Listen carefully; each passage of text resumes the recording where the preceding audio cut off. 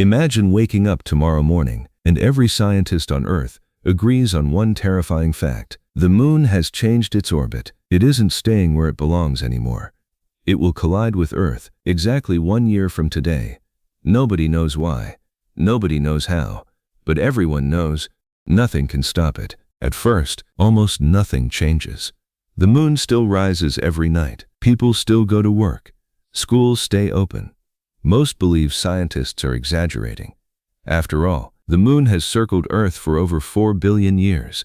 How could it suddenly begin falling now? Then, the oceans begin behaving strangely. The moon controls Earth's tides through gravity. Even today, it quietly moves billions of tons of seawater every single day. As the moon moves closer, its gravitational pull becomes stronger. High tides become higher. Low tides become lower. At first, the difference is only a few centimeters. But every single day, the oceans climbs a little farther inland. 1 month later, the problem is impossible to ignore. Entire beaches disappear. Ports shut down. Flood barriers fail. Every high tide pushes farther into cities than the one before. Millions of people living near coastlines begin evacuating. Not because the moon is going to hit them today, but because the ocean already has. Then comes the next disaster. Global trade. Nearly everything we buy travels by sea. As ports disappear beneath rising water, ships stop arriving. Fuel becomes scarce. Food prices explode. Supermarket shelves empty within days. For the first time in generations, the world begins running out of supplies. 3 months after the moon begins falling, the night sky no longer looks familiar. The moon appears almost twice its normal size. It rises brighter than ever before. Children stop looking at it with wonder. They look at it with fear, because every night it looks closer than the night before. Then, space begins falling apart. The moon's growing gravity starts disturbing thousands of satellites orbiting Earth. GPS becomes unreliable. Television signals disappear. Phone networks fail. Airplanes struggle to navigate. Within weeks, the internet as we know it begins collapsing.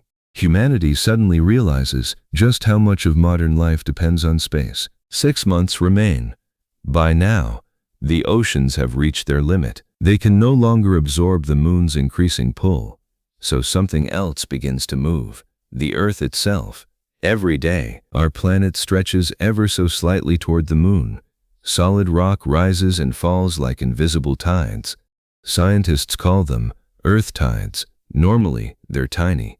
Now, they become powerful enough to shake continents. Earthquakes begin striking every corner of the planet. Not once a week. Not once a day, almost constantly. Volcanoes that slept for thousands of years awaken. Ash fills the atmosphere. The sun grows dim. Temperatures begin falling. Around the world, people stop asking, "Will the moon hit us?" Instead, they ask, "Will civilization survive long enough to see it?" Only 3 months remain. The moon now dominates the sky. It no longer looks like the peaceful object our ancestors admired for thousands of years. It has become a second world hanging over Earth. Its gravity is so strong that every coastline has vanished beneath enormous tides.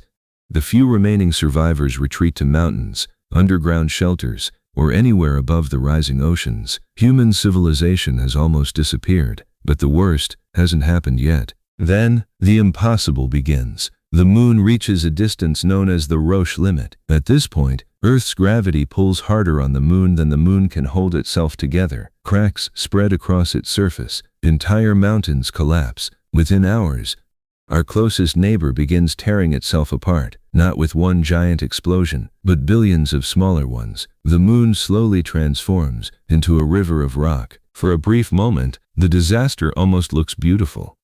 Instead of one moon, Earth now has magnificent rings stretching across the sky, brighter than any full moon, visible day and night. If no debris enters the atmosphere, those rings could remain for thousands of years. But reality is rarely that kind. Countless fragments begin falling toward Earth. Some burn harmlessly overhead, others strike with the force of nuclear explosions. The sky itself becomes a battlefield. Would humanity survive? Nobody knows. Some scientists believe enough lunar debris could heat the atmosphere until the oceans begin to boil. Others believe volcanic ash and giant rings around Earth could block sunlight, plunging the planet into a global ice age. Either way, the world we know would be gone. The moon has quietly protected Earth for billions of years. It stabilizes our planet's tilt, controls the tides, slows Earth's rotation. Without it, our future becomes far more uncertain. Sometimes, the things that seem ordinary are the very things keeping us alive. The next time you look up at the moon, remember that it isn't just Earth's closest neighbor. For billions of years, it has quietly helped make life on this planet possible. Sometimes, the greatest protectors are the ones we rarely notice. Every discovery has a story, and every story begins with a question. Subscribe to Curious Theory, where curiosity becomes knowledge. Until next time, stay curious.